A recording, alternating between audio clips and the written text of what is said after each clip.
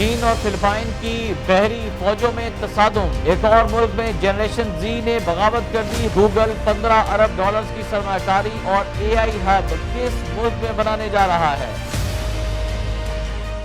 بسم اللہ الرحمن الرحیم۔ السلام علیکم ناظرین، آپ دیکھ رہے ہیں خبرگام اور میں ہوں احتشام الرحمان۔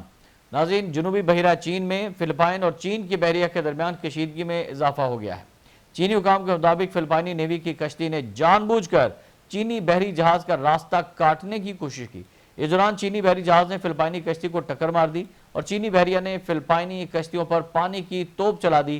جس علاقے میں یہ تصادم ہوا ہے وہاں ایک قریبی جزیرے کی ملکیت کا دعویٰ چین اور فلپائن دونوں ہی کرتے ہیں اور اس جزیرے کے لیے پہلے بھی دونوں ملکوں کے درمیان کشیدگی رہی ہے۔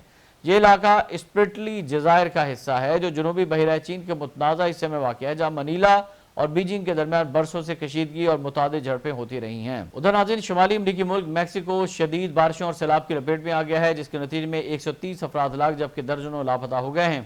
غیر ملکی میڈیا کے مطابق موسلادھار بارشوں اور تیز ہواؤں نے ملک کے مختلف علاقوں میں تباہی مچا دی ہے۔ 1 لاکھ سے زائد مکانات متاثر ہو گئے ہیں جبکہ سڑکیں، پل اور دیگر انفراسٹرکچر مکمل طور پر تباہ ہو گیا ہے۔ قیامت صغریٰ کے مناظر ہیں۔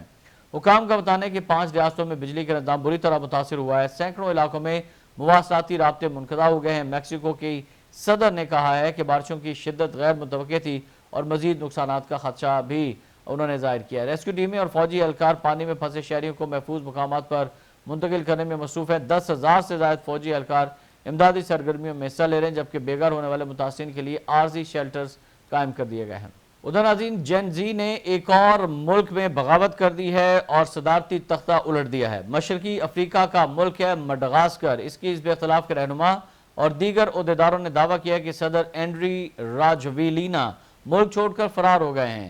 یہ دنیا بھر میں جنریشن زی یعنی نوجوانوں کی قیادت کی بغاوتوں کے نتیجے میں چند ہفتوں کے اندر گرنے والی دوسری حکومت ہے۔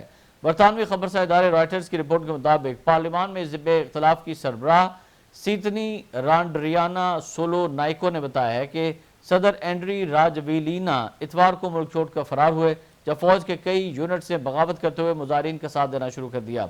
انہوں نے کہا کہ ہم نے صدارتی عملے سے رابطہ کیا اور انہوں نے تصدیق کی کہ صدر ملک چھوڑ چکے ہیں، تاہم انہوں نے یہ نہیں بتایا کہ صدر اس وقت ہیں کہاں پہ۔ صدارتی دفتر نے تبصرے کی درخواستوں کا جواب نہیں دیا۔ پیر کی شب فیس بک پر قوم سے اپنے خطاب میں صدر راجویلینا نے کہا تھا کہ انہیں اپنی جان کی حفاظت کے لیے کسی محفوظ مقام پر منتقل ہونا پڑا ہے۔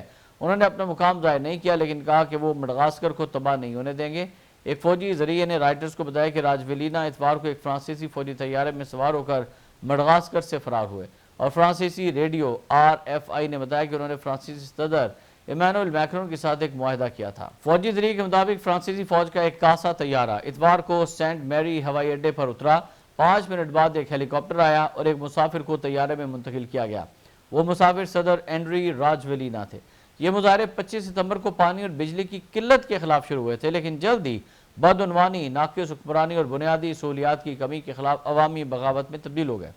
یہ غصہ ان حالیہ عالمی مظاہروں سے مواصلت رکھتا ہے جنہوں نے نیپال میں وزیراعظم کے استعفے اور مراکش میں سیاسی بحران کو جنم دیا تھا۔ صدر راجویلینا بتدریج تنہا ہوتے جا رہے تھے، خصوصاً جب انہوں نے کیپسیٹ نامی ایک ایلیٹ یونٹ کی حمایت کھو دی تھی اور یہی یونٹ 2009 میں ان کی پہلی بغاوت کے دوران ان کے ساتھ تھا۔ ہفتے کے آخر میں کیپسیٹ نے اعلان کیا کہ وہ مظاہرین پر گولی نہیں چلائے گا اور دارالحکومت انتاناناریوو کے مرکزی چوک میں ہزاروں مظاہرین کے ساتھ وہ فوج شامل ہو گئی تھی۔ بعد ازاں اس یونٹ نے خود کو فوج کا نیا سربراہ قرار دیا جس کے بعد راجویلینا نے اتوار کو اقتدار پر قبضے کی کوشش سے خبردار کیا۔ رائٹرز کے نمائندے نے بتایا کہ پیر کے روز ینڈر مری نیم فوجی دستے کے ایک دھڑے نے بھی مظاہرین کے ساتھ مل کر ینڈر مری کا کنٹرول سنبھال لیا اور یہ کارروائی ایک رسمی تقریب میں ہوئی جس میں اعلیٰ حکومتی اہلکار بھی موجود تھے۔ سینٹ نے اعلان کیا کہ صدر کو عوامی دباؤ کے باعث برطرف کر دیا گیا ہے اور یہاں آندرے ندر بنجاری کو عبوری حکومت پر تعینات کر دیا گیا ہے۔ ادھر ناظرین، دنیا کی IT کی سب سے بڑی کمپنی گوگل نے بھارت میں 15 ارب ڈالر کی سرمایہ کاری اور بڑا AI ہب بنانے کا اعلان کیا ہے۔ معروف ٹیکنالوجی کمپنی گوگل نے اگلے 5 سالوں کے دوران بھارت میں 15 ارب ڈالر کی سرمایہ کاری کرنے کا اعلان کیا۔ اس دوران ملک کے جنوبی حصے میں یعنی بھارت کے جنوبی حصے میں ایک بڑا ڈیٹا سینٹر اور مصنوعی ذہانت AI ہب بھی وہ قائم کریں گے۔ غیر ملکی خبرساں ادارے AFP کے مطابق گوگل کلاؤڈ کے CEO تھامس کوریان نے نئی دلی میں ایک تقریب کے دوران کہا کہ امریکہ کے باہر ہمارا سب سے بڑا AI ہب ہوگا جس میں ہم سرمایہ کاری کر رہے ہیں۔ انہوں نے اگلے 5 سالوں کے دوران 15 ارب ڈالرز کی سرمایہ کاری اور بھارت کی جنوبی ریاست آندھرا پردیش کے شہر وشاکھاپٹنم میں گیگا واٹ سطح کا اے آئی ہب بنانے کا اعلان کیا، اور تھامس کوریان نے مزید کہا کہ گوگل کے منصوبے کے مطابق یہ مرکز مستقبل میں کئی گیگا واٹس تک وسعت اختیار کرے گا۔ بھارت میں اے آئی ٹولز کی مانگ میں تیزی سے اضافہ ہو رہا ہے، کیونکہ نہ صرف کاروبار بلکہ انفرادی طور پر بھی لوگ اس ٹیکنالوجی کو تیزی سے اپنا رہے ہیں، جبکہ رواں سال کے اختتام تک انٹرنیٹ صارفین کی تعداد 90 کروڑ سے تجاوز کرنے کا امکان ہے۔ بھارت کے وزیر برائے انفارمیشن ٹیکنالوجی اشونی وشنو نے گوگل کا شکریہ ادا کرتے ہوئے کہا کہ یہ ڈیجیٹل انفراسٹرکچر انڈیا اے آئی ویژن کے اہداف کے حصول میں مددگار ثابت ہوگا۔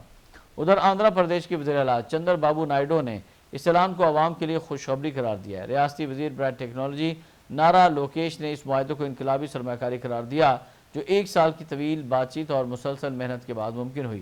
انہوں نے سوشل میڈیا پلیٹ فارم ایکس پر لکھا کہ یہ ہماری ریاست کے ڈیجیٹل مستقبل، اختراع اور عالمی حیثیت کے لیے ایک بہت بڑا قدم ہے، اور یہ محض ایک آغاز ہے۔